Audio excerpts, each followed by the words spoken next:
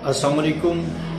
उम्मीद आप सब खैरियत से होंगे। दुआ आप हमेशा खुश सलामत और खैरियत से रहें। आज की बात इंतहाई गौर तलब और इंतहाई फ़िक्रमंदी और लम्हा फ़िक्रिया के अंदर मैं आप सब के साथ शेयर करना चाहता हूँ और अपने जज्बात और अपनी जो अंदर की आवाज़ है वो आप सब के सामने हाथ जोड़कर पेश करना चाहता हूँ। और आपसे गुजारिश है कि आप इस बात को सुने और इसको सोचें और समझें और कोशिश करें कि अपने तमाम जितने आपके जानने वाले और जितने आपके अपने हैं उन तक इस बात को पहुंचाएं और इस बात को अमल में लाने की कोशिश करें। ये ना हो कि बहुत देर हो जाए। आजकल की जो कत्लो गारत के हालात हैं उस पर मेरे कई दोस्त, मसलन एक भाई उमर शहजाद साहब हैं पुलिस में, और कई ऐसे लोग हैं जिन्होंने ये कहा है कि ये बात ज़रूर रेज़ करनी चाहिए।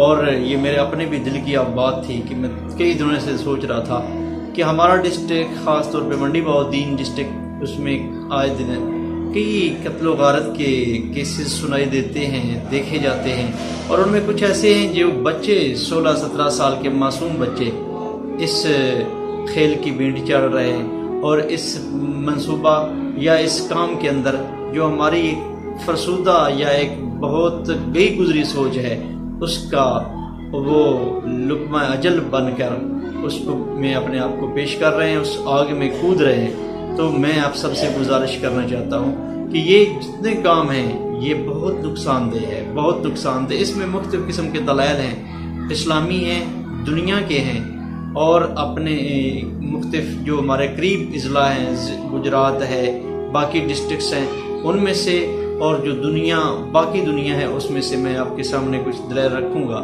इस्लाम तो इस बात की सिरे से ऐसे मजम्मत करता है कि एक इंसान का कत्ल तमाम इंसानियत का कत्ल करने के, सारी की सारी इंसानियत के कत्ल करने के मुतरादिफ है। तो ये तो बहुत नापसंदीदा अमल है।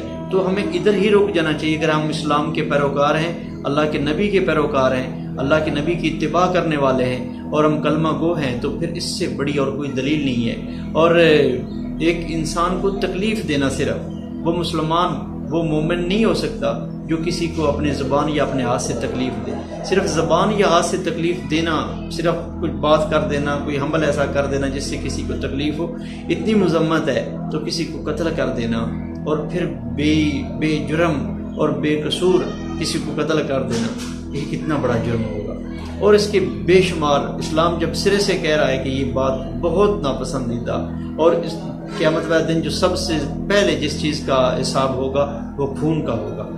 और उसके बाद अगर हम देखें तो मसलन मुख्तलिफ ऐसे इलाके हैं जिनके लोग इन कामों में पड़े हैं और वो कहते हैं, आज वो ये कह रहे हैं कि हम थक गए थे लाशें उठा उठा के, मैयतें उठा उठा के, अपनों की, अपने भाई की, फिर उसके बेटे की, फिर उसके बेटे की, फिर अपने फैमिली की लाशें उठा उठा के थक गए हैं। तब जाके हमने ये इरादा किया है कि अब थक के अब छोड़ दें। तो वो वक़्त आए, अल्लाह ना करे कि हम थक के छोड़े, तो ये उस वक़्त तक कितना नुकसान हो चुका होगा।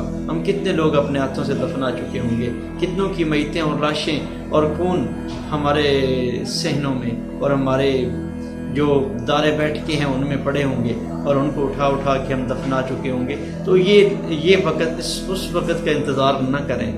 बराए मेहरबानी मैं हाथ जोड़ता हूँ आप सबके सामने, इससे बाहर आ जाएं। ये नुकसानदेह अमल है, इतना नुकसानदेह जिसका नस्लों तक नुकसान चलता है, जो नस्लें भुगतती हैं, आने वाली नस्लें इसको भुगतेंगी। तो इससे बचना चाहिए। और जो बच्चे छोटी सी उम्र के, मतलब 15, 16, 17 साल की उम्र के बच्चे इस चीज़ में आके ज़ाया हो रहे हैं, क्या उनका क्या कसूर है? उन्होंने किससे लड़ाइयाँ की हुई हैं? उन्होंने किसकी वो वजह से वो इस जगह पर पहुँच रहे हैं? मैं वालिदैन से गुजारिश करता हूँ, ये हमारी कमी है। मैं अगर उस्ताद हूँ, मैं बासियत उस्ताद से ट्रेनिंग नहीं दे सका, मैं अपना कसूर मानता हूँ। और सबसे बड़ा कसूर हमारे वालिदैन का है, सबसे बड़ा कसूर हमारे घर वालों का है, जो बच्चों को तरबियत ऐसी नहीं देते। तरबियत बहुत ज़रूरी है। सिर्फ बच्चों को पैदा करना और बच्चों के लिए इटली के कागज़ बनवा देना और बच्चों को बहुत ज़्यादा बड़ी डिग्रियां दे देना और उनके लिए प्लाट और होटल बना के उनको बिजनेस में लगा देना, ये अहम नहीं है। सबसे अहम इनकी तरबियत है। सबसे बड़ा काम इनके जीने का अंदाज सिखाना है, कैसे जीना है, कैसे ज़िंदगी गुजारनी है।